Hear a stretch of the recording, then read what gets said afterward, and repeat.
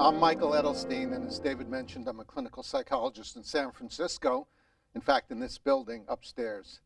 And I do in-person and telephone therapy. And one of my specialties is addictions.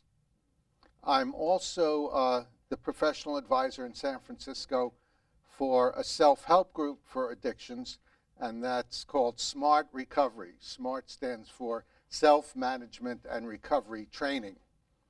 And the groups are open to the public. There's no charge. Anyone can attend. And at these groups, we teach people how they can overcome their addictions. And some of them have been to AA meetings where they learn that they're powerless over their addictions.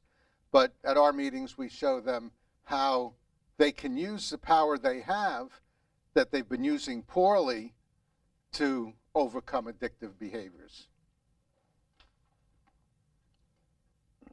The idea that we're powerless seems on the face of it to make little sense to me, because let's suppose you're addicted to meat. That would mean that the meat knocks them down and stuffs itself in their mouth. Then that would prove that they're powerless. So the truth is they have the power to eat the meat. Obviously they have power. They're just using the power in a self-defeating way. Now, we work with a particular definition of addiction, and that is if you engage in a behavior on a regular basis that interferes with other more important goals, then we call that addictive behavior. So if you have a goal to be a vegan, and from time to time you eat meat or you eat dairy, then that's interfering with that goal, so that would be an addictive behavior. Now, an issue is where addictions come from. And we believe that addictions don't come from a disease or from your dysfunctional family or from the temptations from your friends or that you find at parties, but rather addictions come from your thinking, what you're telling yourself at the moment. And that's predicated on the idea that whenever we act, whenever we do anything, we normally have an idea in our head that leads us to do it. For example, when the alarm rings in the morning and you get out of bed, the alarm didn't force you to get out of bed, but rather you had a thought, if I don't want to be late for work, if I don't want to rush, I better get out of bed right now. Or you might have a different thought, I'm feeling achy, I have a fever, it probably would be a good idea if I stayed in bed. So all our actions are generated by our thinking in that way, and acting addictively is no different. Toyland, Toyland, wonderful girl and boyland. The amazing, intriguing attraction of an imaginary world. And that really is what the therapy model that we're talking about is. It's an imaginary world.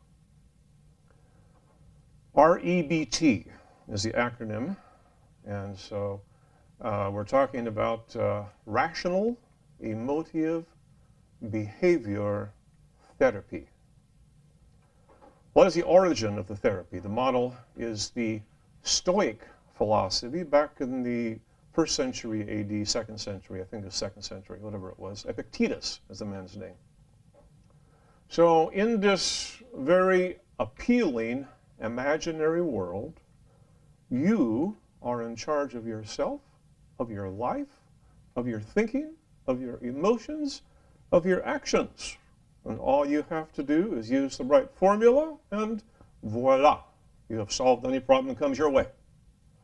Doesn't that sound wonderful? Guess what? It ain't real. Not for most of us.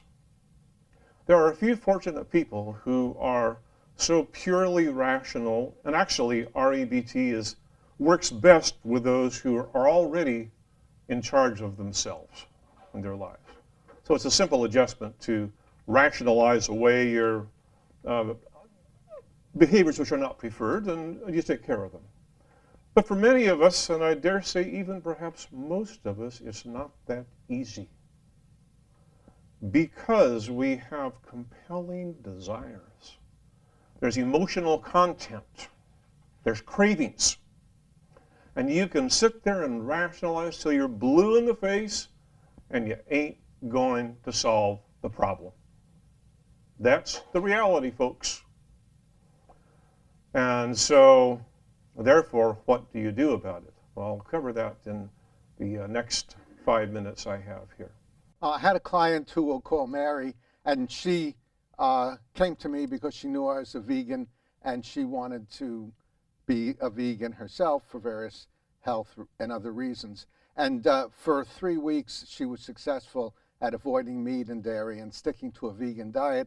Then one session she came in and she said, I blew it. I had a hamburger, and I just can't be a vegan. I can't control myself. I'm powerless.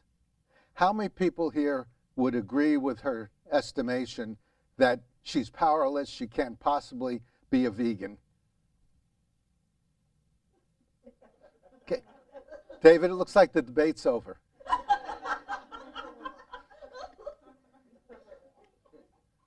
I was talking about thoughts in our heads that lead to our behavior, and some of Mary's thoughts were culprits, such as, because I failed in the past, I can't succeed in the future.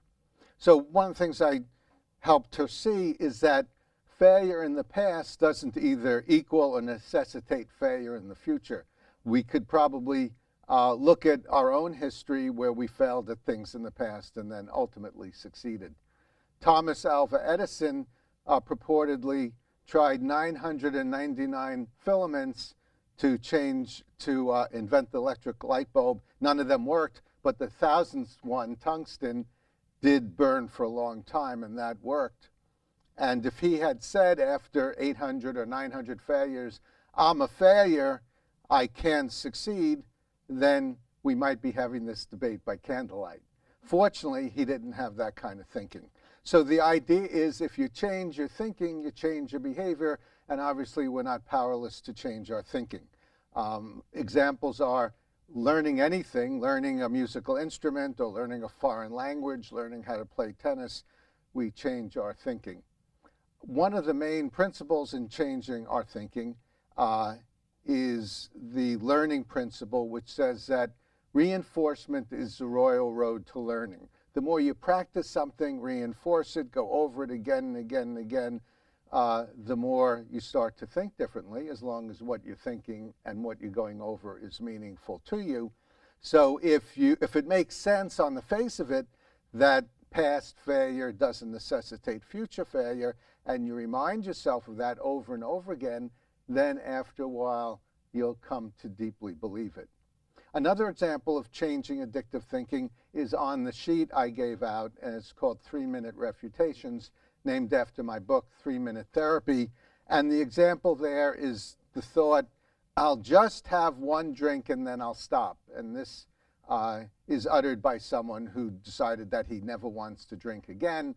And then he gave himself an excuse, I'll just have one drink and then I'll stop. Well, that hadn't succeeded for him, because after one drink, he had another drink and another drink and another drink. So under his excuse, I'll just have one drink and then I'll stop, he listed many reasons why that excuse was false or self-destructive, such as, I've tried this many times and it's always gone on to more. Or if I can stop after one drink, I can certainly stop before one drink. Or this is just an excuse, pure and simple, and it goes against my goals.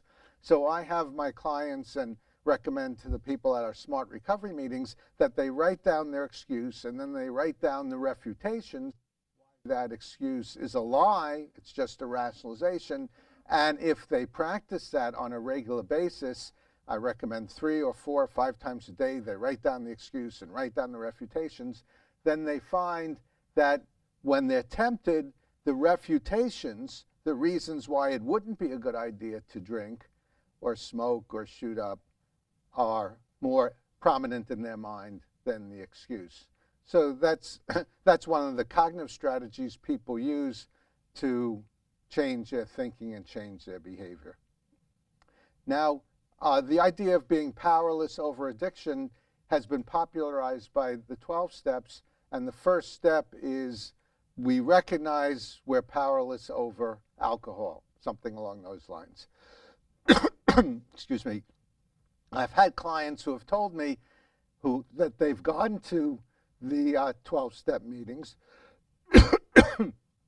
and they've used that step, that insight, as an excuse to drink because they just convince themselves, well, they're powerless, they can't help themselves, so they might as well drink.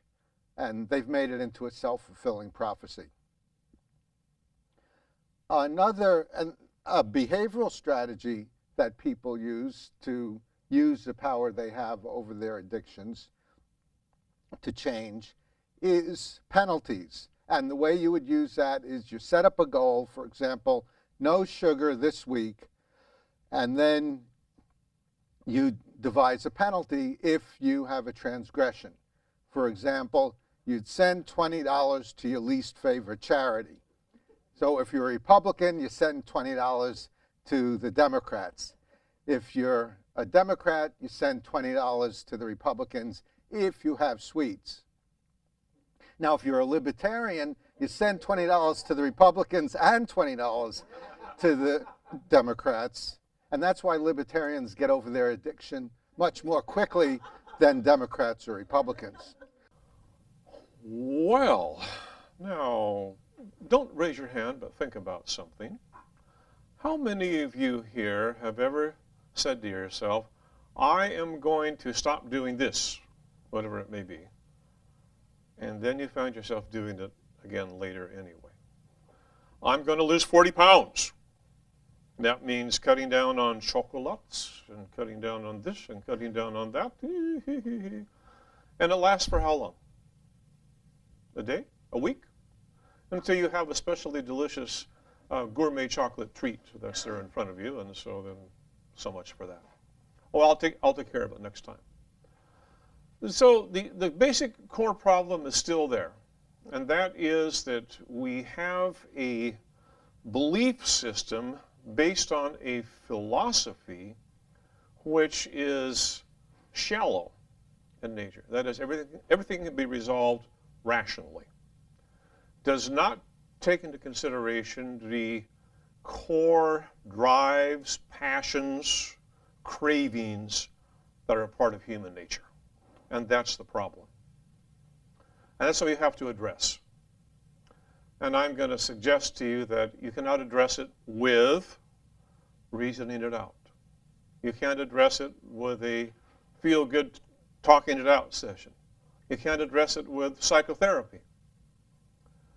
There's only one thing you can do. That's not something you can do yourself. That's to experience a changed nature, a new nature. The human heart, that is the seat of the affections, the desires, the passions, is deceitful and desperately wicked. And so human nature wants to believe the best about itself. So we tend to have blind spots.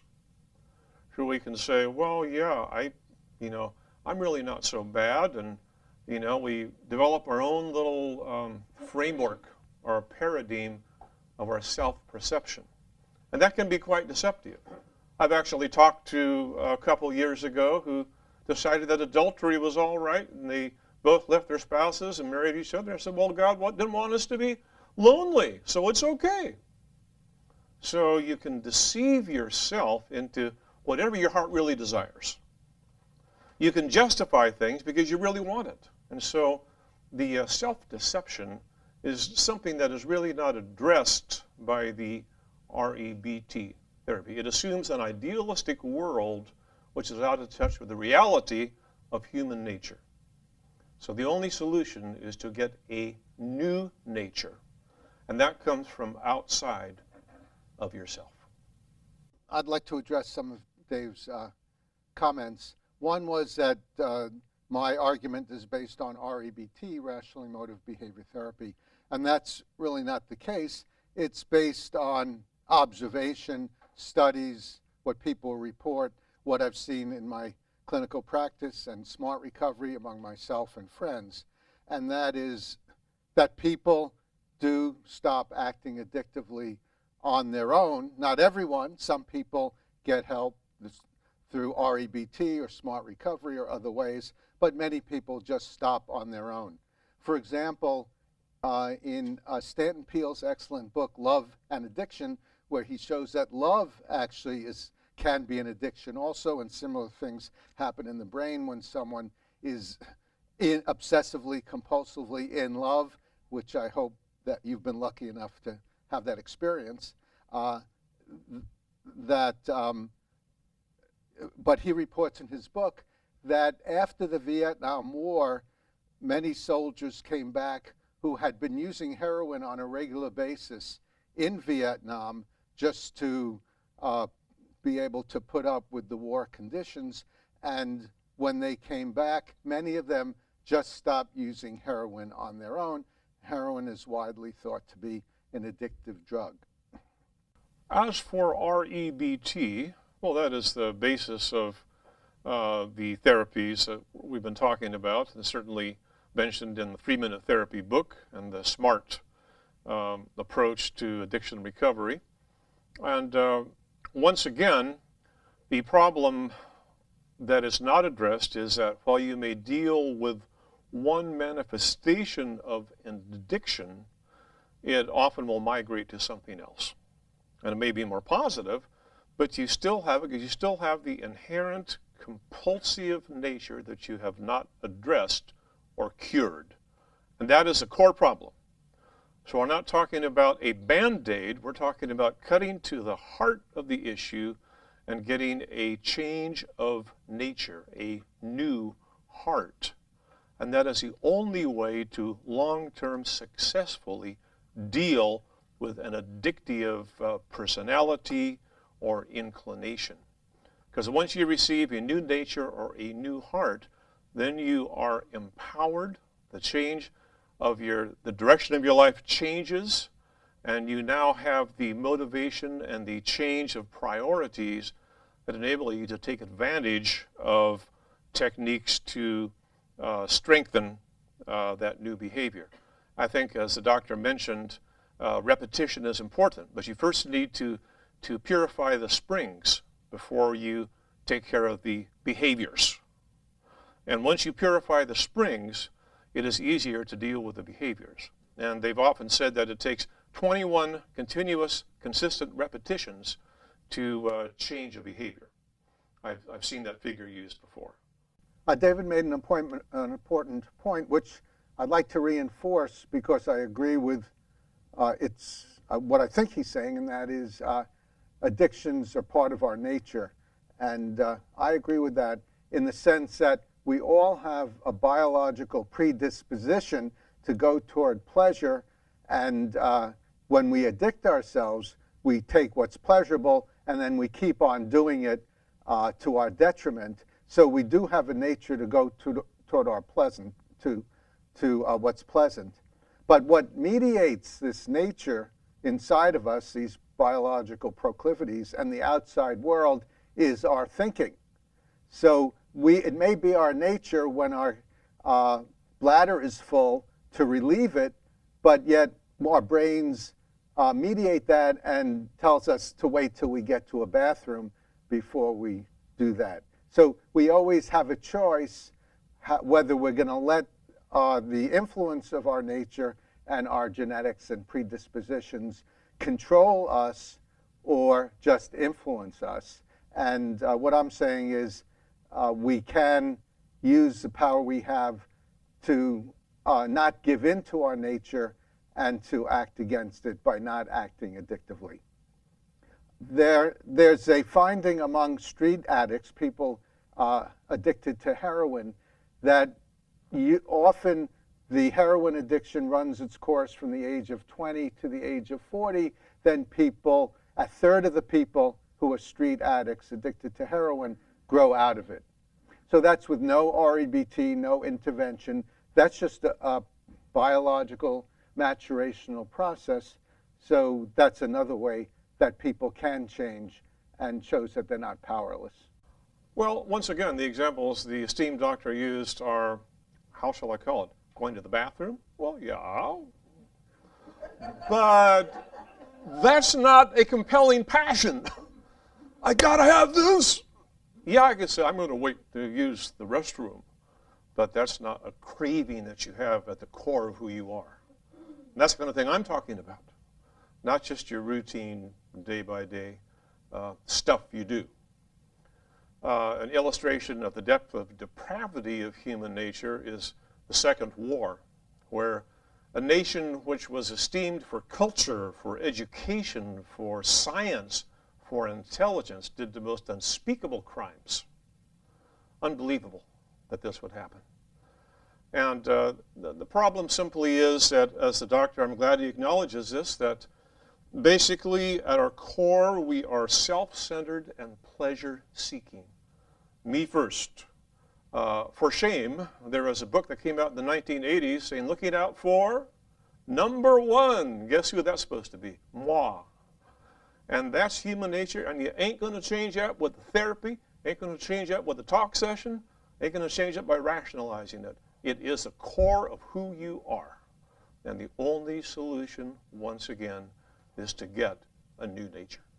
Another compelling example I'd like to give for people getting over addictions without outside help is some IRA protesters in England in the 1980s. In 1981, there were IRA protesters who decided that they were in prison, and they wanted England to change their policies, and they decided that a useful tactic would be fasting. So they fasted in prison. They gave up food. Probably the most powerful addiction we have is to eat when we're hungry, and they didn't eat for many, many days. In fact, 10 of them died of starvation. Bobby Sands was one of them in 1981. After 66 days, he died of starvation because he had such power, and he used it over his addictions, his biological cravings, his nature, all those things. He used his mind to counter that. And now we cut to the chase to answer the question, how? There's only one way. I'm going to use the term higher power. It takes a power outside of yourself to give you a new nature. And what you can do is ask for it. That also involves giving up on yourself and acknowledging I cannot do it myself, but I want a new heart and a new nature. Ask for that, and I believe that it is possible, certainly, for you to receive that and get a fresh start in life. I know because I've experienced it. I was quite a violent type in my earlier years. I won't go into gory details, but I also experienced that new nature. And I know the before and after difference. It's night and day. It works. Thank you.